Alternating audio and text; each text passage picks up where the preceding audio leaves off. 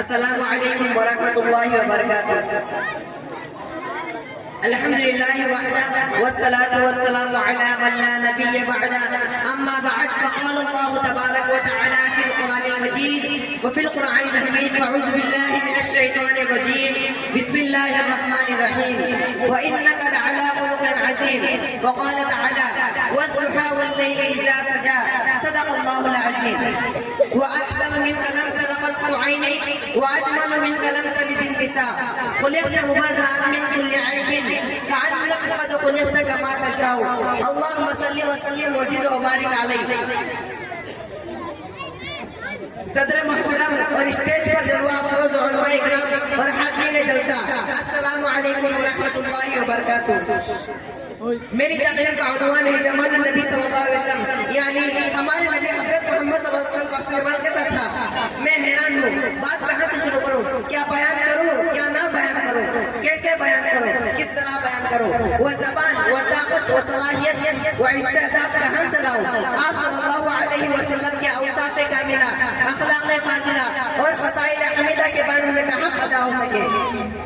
آپ صلی اللہ علیہ وسلم کے حلیہ مبارک کو بتاؤں، آپ صلی اللہ علیہ وسلم کے خامد زیبا کا تذکرہ کروں، آپ صلی اللہ علیہ وسلم کے انگلیاں، آپ صلی اللہ علیہ وسلم کے ہاتھ پاؤں، آپ صلی اللہ علیہ وسلم کے بال اور آپ صلی اللہ علیہ وسلم کے ریش مبارک کا تذکرہ کروں، آپ صلی اللہ علیہ وسلم کے مہر نبوت کو بتاؤں، آپ صلی اللہ علیہ وسلم کی چال، آپ صلی اللہ علیہ وسلم کی رفتار اور آپ صلی اللہ علیہ وسلم کے انداز گفتگو کو بتاؤں، آپ صلی اللہ علیہ وسلم کے سونے جاگنے اٹھنے بیٹھنے اور کھانے پینے کو بتاؤں، آپ صلی اللہ علیہ وسلم کے انسانیت کی فلاح کے لیے آپ صلی اللہ علیہ وسلم کی بے چینی محنت اور کوشش کا تذکرہ کروں، آپ صلی اللہ علیہ وسلم کے ذوق عبادت اور شوق جہادت کو بتاؤں، آپ صلی اللہ علیہ وسلم کے مان و نسل سقطہ اولیاء سید الاولین و سید الاخرین و افضل کائنات ہونے کو بیان کروں۔ بیان کی تو ہر چیز ہے اور بیان کی بھی گئی ہے اور بیان قیامت تک کی جاتی رہے گی۔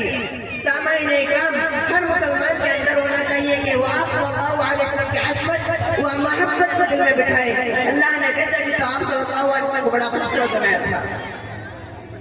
آپ صلی اللہ علیہ وسلم کا نسب بھی اعلیٰ تھا، حسب بھی اعلیٰ تھا، شمائل بھی اعلیٰ تھے، فضائل بھی اعلیٰ تھے۔ معزز سامعین اکرام، آئیے میں آپ کو حضور صلی اللہ علیہ وسلم کا حسن جمال بتاتا ہوں۔ ایک مرتبہ آپ صلی اللہ علیہ وسلم ام معبد کے خیمے سے گزرے، وہاں دودھ پیا اور بکری دو ہی آگے چلے گئے۔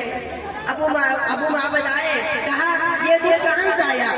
ام معبد کہنے لگی ایک نوجوان آیا تھا، اس نے بکری کے تھنوں کو ہاتھ لگایا تو بکری دودھ سے بھر گئی۔ ابو معبد کہنے لگے یہ بکری تو خشک بکری ہے، دودھ سے کیسے بھر سکتی ہے؟ ام معبد کہنے لگی اس کے ہاتھ میں کوئی برکت تھی۔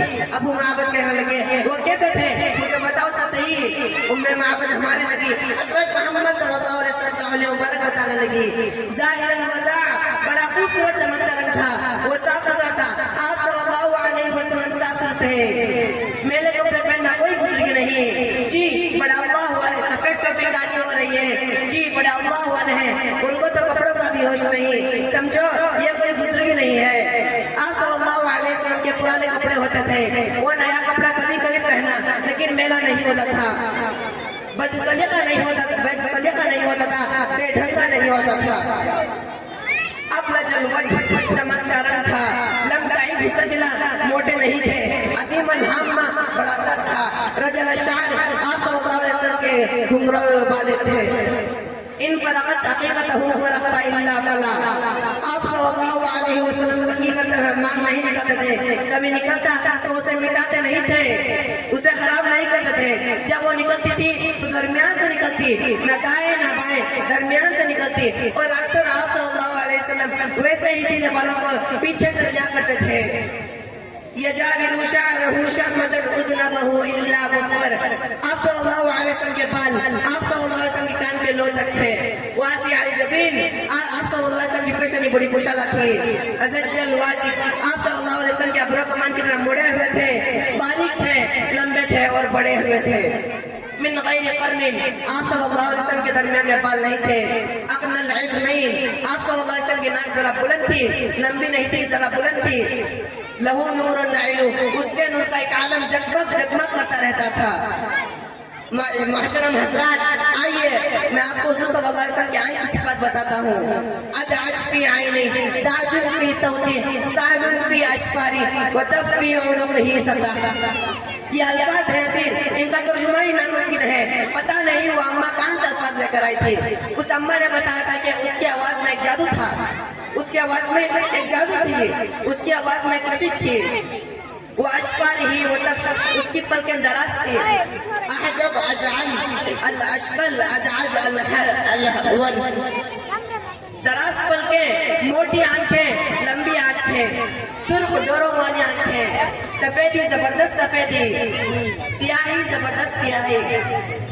جب آنکھ کھلتی تھی تو ایسے اس میں بجلیاں گونجتی تھی کہ بڑے سے بڑا آدمی بھی آپ صلی اللہ علیہ وسلم کے آنکھ میں آنکھ ڈال کر نہیں دیکھتا تھا. یوں سر جھک جاتے تھے. اسی اللہ تعالیٰ نے آپ صلی اللہ علیہ وسلم کو بڑا خوبصورت بنایا تھا. وآخر دعوانا الحمدللہ رب العالمین.